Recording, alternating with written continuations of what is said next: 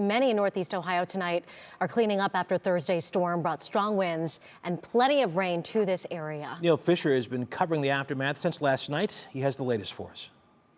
Thursday's storm left impacts on the east side and on the west side, including here in Bay Village, where residents are dealing with flooding.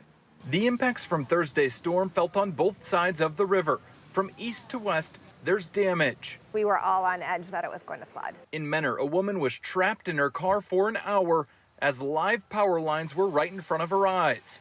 In North Olmsted, a bride's wedding day ruined after a tree crashed down on their special plans.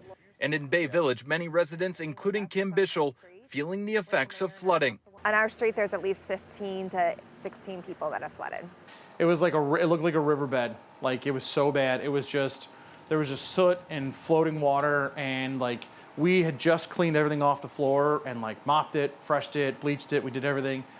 We just went through and spent like an entire day doing it, and then didn't think it would happen again. And it was like, I couldn't believe it. I mean, it was coming out of the wall like a squirt gun. It was unbelievable. More than a dozen homes on Canterbury and Bay Village flooded. But this isn't out of the ordinary. Residents tell 3 News this is the 3rd time this month their basements have flooded. Well, I've already had the mitigation company once. Several of us have had mitigation companies now 2 and now 3 times probably. Bay Village residents, including Chris Tarr, concerned about the future after they say the city told them it's not the city's fault. It's at its worst after the storm. So during the storm, there's like half an inch of water. After the storm is when it gets like 6-7 inches of water, when they start the streets start to flood out. And like, that's the thing that changes this, is that it's 100% not from the storm dropping precipitation at the time.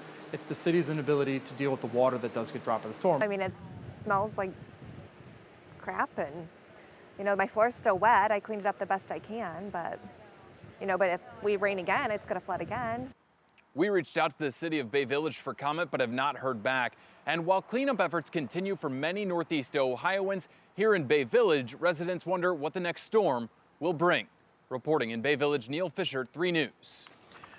Also, Lakeshore Boulevard in Menor on the Lake is closed. You're looking just outside Menor Beach Park. A pole fell on top of a car. Police tell us the driver was going to get food for his son's graduation party when the pole landed on the front hood of her car and the transformer was on the windshield. It took crews an hour to get her out. Fortunately, she was not hurt.